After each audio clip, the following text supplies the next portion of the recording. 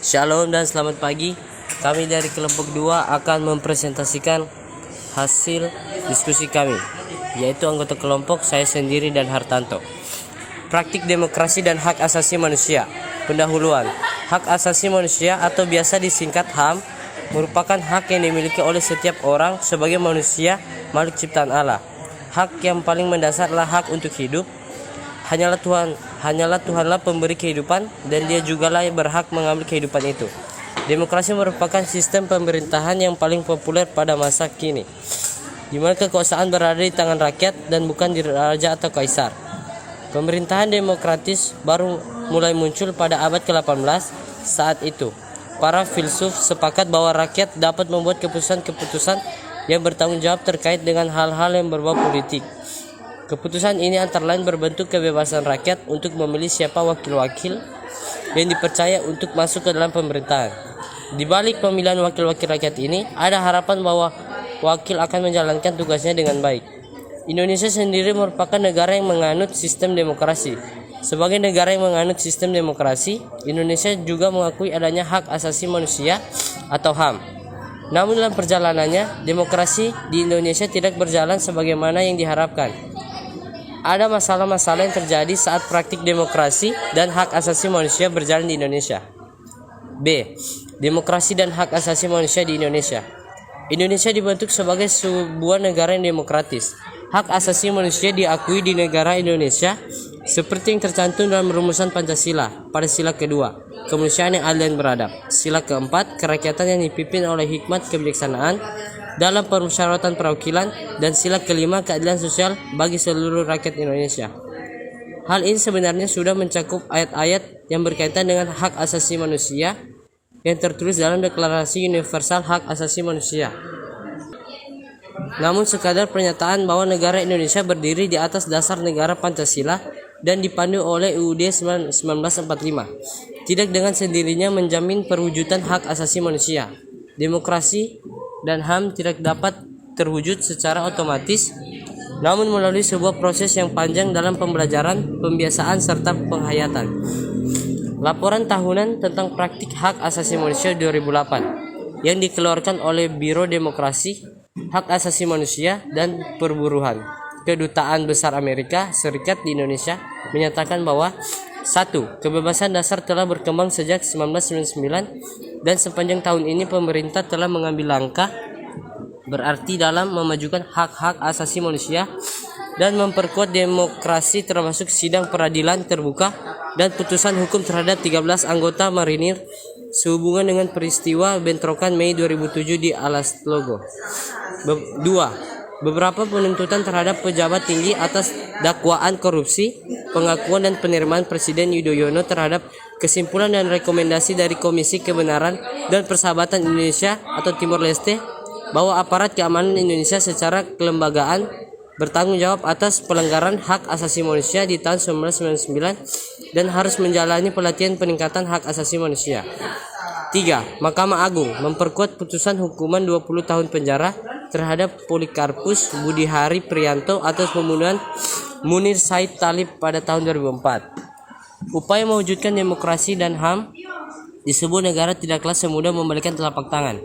Laporan di atas jelas menunjukkan masih banyak pekerjaan rumah yang harus dijalankan oleh bangsa Indonesia supaya benar-benar dapat menunjukkan kerinduan kita akan sebuah negara dan bangsa yang benar-benar menjunjung tinggi demokrasi dan HAM sesuai dengan apa yang dirumuskan pada Pancasila dan UUD 1945. C. Pergulatan bangsa Indonesia di bidang demokrasi dan hak asasi manusia.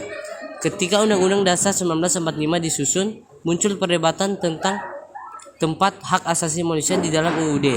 Muhammad Hatta mengusulkan agar hak asasi manusia dimuat secara jelas di dalam UUD 1945.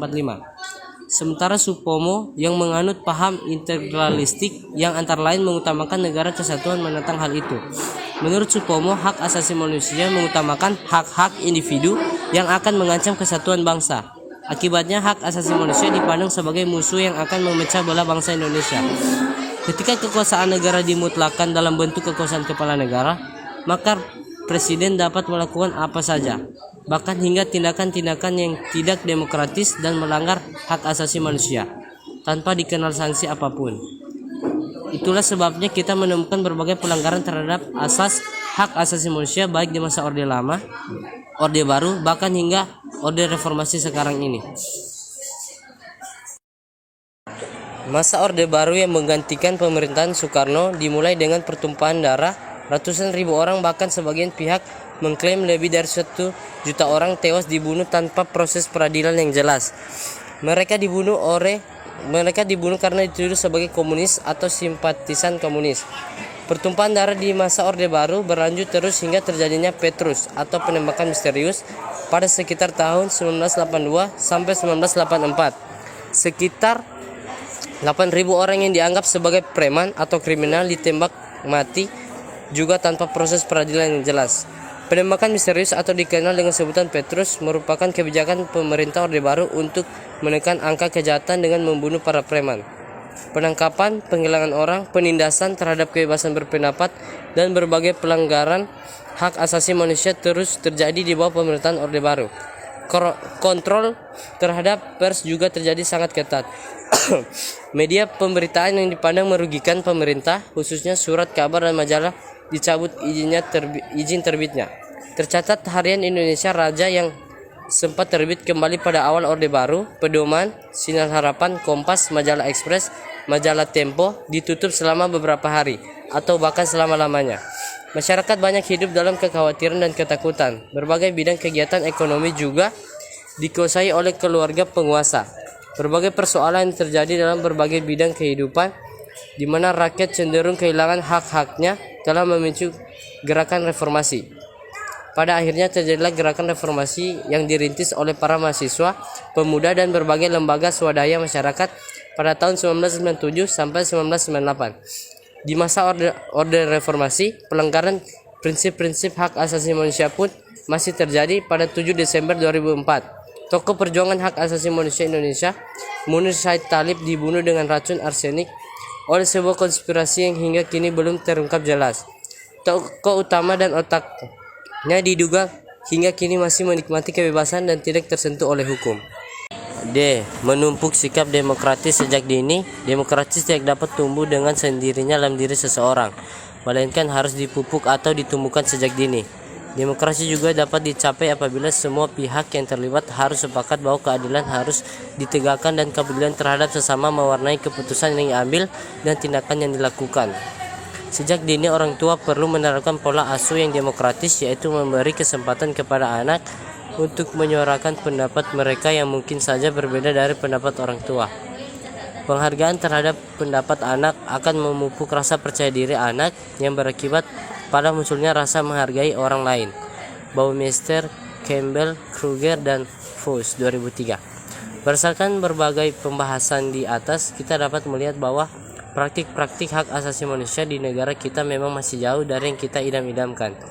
Pemerintah belum sepenuhnya mewujudkan tugasnya dalam memenuhi demokrasi dan HAM bagi rakyat.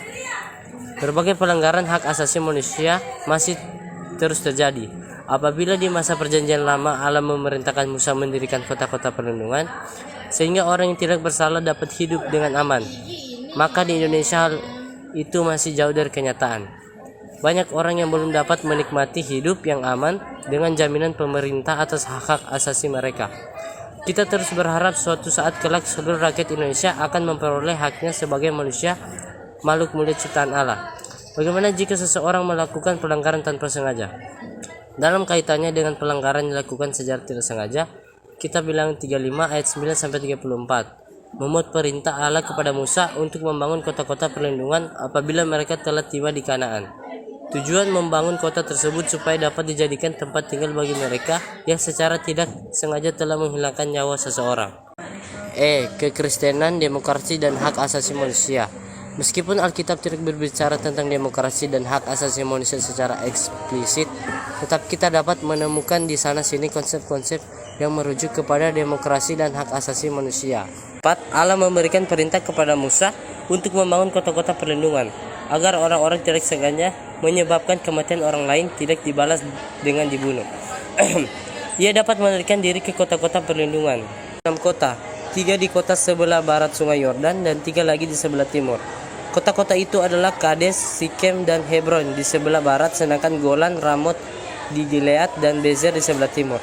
Apabila seseorang membunuh atau mengakibatkan seseorang tewas dan ia merasa tidak bersalah atau tidak sengaja telah menyebabkan kematian, maka ia dapat melarikan diri ke kota-kota tersebut untuk berlindung. Ia tidak akan dibunuh. Ia harus tinggal di kota itu sampai matinya imam besar yang telah diurapi dengan minyak yang kudus. Konsep ini kemudian diambil oleh gereja Kristen dengan menetapkan gereja sebagai tempat perlindungan.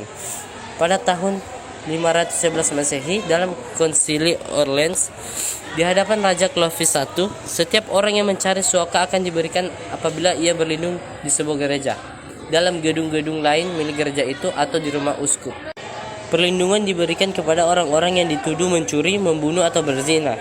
Juga budak yang melarikan diri akan diberikan perlindungan, namun ia akan dikembalikan kepada tuannya bila sang tuan mau bersumpah di atas Alkitab bahwa ia tidak akan bertindak kejam.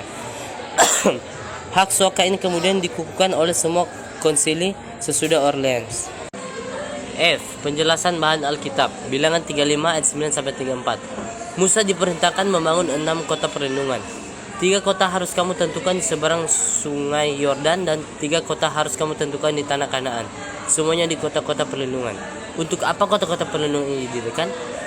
Kota-kota ini harus dibangun supaya setiap orang yang telah membunuh seseorang dengan tidak sengaja dapat melarikan diri ke sana. Ini adalah perintah yang menarik sebab kita tahu bahwa pola kehidupan di masyarakat Israel kuno sangat keras. Dalam Keluaran 21 ayat 23 sampai 25. Misalnya kita menemukan perintah berikut. 23. Tetapi jika perempuan itu mendapat kecelakaan yang membawa maut, maka engkau harus memberikan nyawa ganti nyawa. 24. Mata ganti mata, gigi ganti gigi, tangan ganti tangan, kaki ganti kaki. 25. Lecur ganti lecur, luka ganti luka, bengkak ganti bengkak. Demikian pula dalam Alkitab Imamat pasal 24 ayat 19 sampai 20 dikatakan, apabila seseorang membunuh orang yang sesamanya bercacat, maka seperti yang telah dilakukannya, begitulah harus dilakukan kepadanya.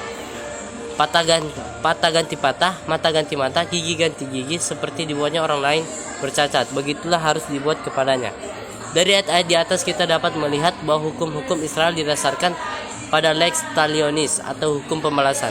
Nyawa ganti nyawa, mata ganti mata, gigi ganti gigi, tangan ganti tangan, kaki ganti kaki, luka ganti luka, bengkak ganti bengkak. Itu berarti seseorang yang membunuh sesamanya sudah pasti akan dibalas dengan hukuman mati pula. Demikian presentasi kami. Terima kasih. Shalom.